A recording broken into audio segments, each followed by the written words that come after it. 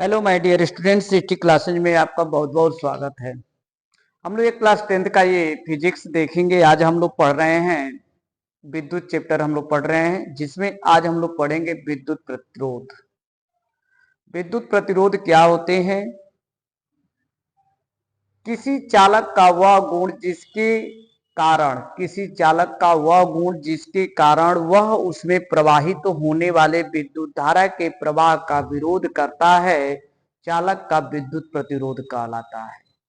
या किसी भी चालक के सिरों के बीच विभवांतर स्थापित किया जाता है तो उसमें तो उस चालक में वैद्युत धारा बहने लगती है। तो उस चालक में क्या होती है? वैद्युत धारा बहने लगती है। तो लगाए गए विभवांतर तथा चालक में प्रवाहित धारा के अनुपात को हम चालक का वैद्युत प्रतिरोध कहते हैं। अब वैद्युत प्रतिरोध को हम कैपिटल आर से प्रदर्शित करते हैं। किससे प्रदर्शित करते हैं? कैपिटल आर से प्रदर्शित करते हैं। तो इसमें जो दिया गया है कि वैद्युत प्रतिरोध यानी कि R बराबर V अपान आई होता है। इसका फार्मूला क्या होता है? R बराबर V अपान आई होता है। और यह जो है वैद्युत प्रतिरोध कक्षा 10 के बोर्ड परीक्षा के हिसाब से आपको ये मैं अब थ्योरी आप लोग को दूंगा और अपलोड मैं करूंगा यूट्यूब पर। जितना समय मिलता है आपको मैं ये प्रोवाइड कराता रहता हूं और एकदम ध्यान से आप जो है उसको देखा कीजिए और परीक्षा में अच्छे नंबर आएंगे। जितना पढ़ा दिया जाएगा उतना ही नंबर आएगा आपका। यानी कि जितना क्वेश्चन इंपॉर्टेंट है पूरा का पूरा मैं अपलोड कर दूंगा।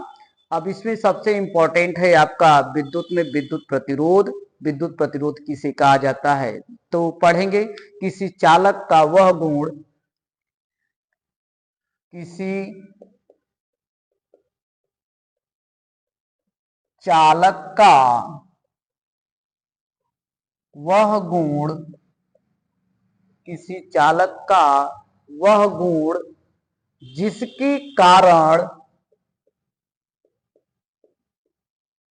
जिसके कारण जिसके कारण वह उसमें प्रवाहित होने वाली वह उसमें प्रवाहित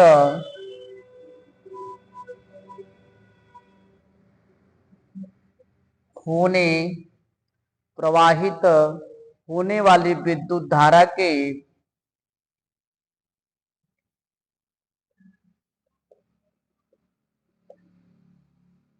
विद्युत धारा के विद्युत धारा के प्रवाह का विरोध करता है।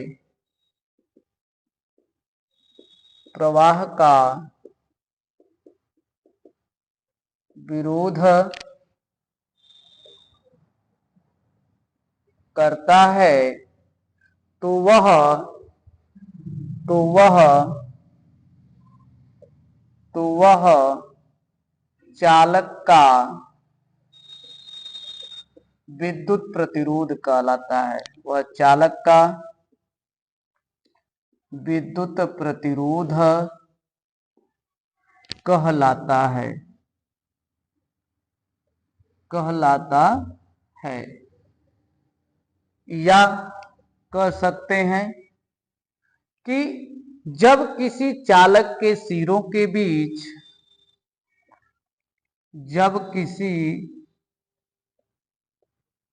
चालक के सिरों के बीच सिरों के बीच जब किसी चालक के सिरों के बीच विभवांतर स्थापित किया जाता है तो विभवांतर स्थापित किया जाता है तो स्थापित किया जाता है तो किया जाता है तो उस चालक में वैद्युत धारा बहने लगती है। उस चालक में विद्युत धारा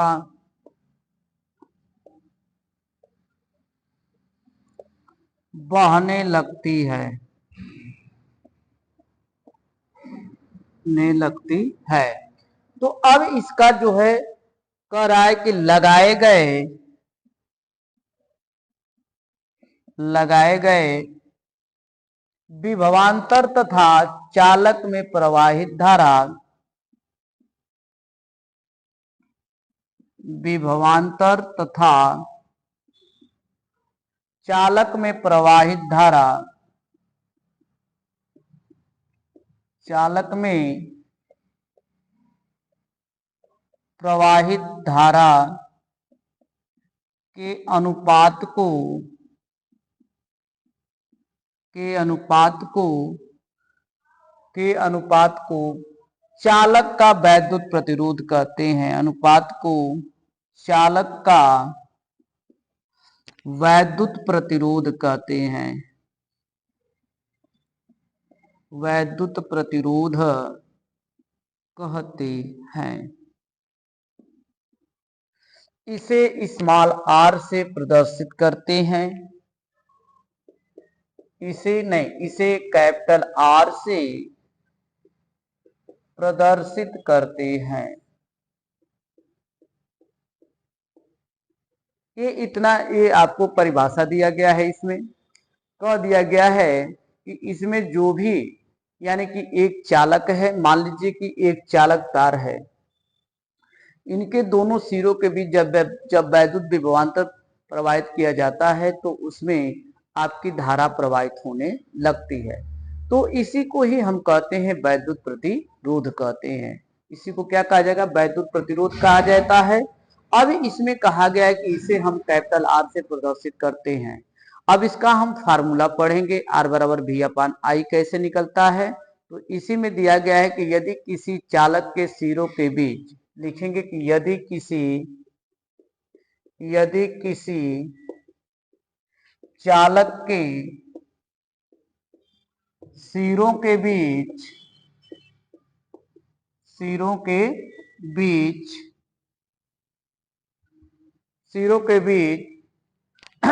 विभवांतर कैपिटल वी हो तो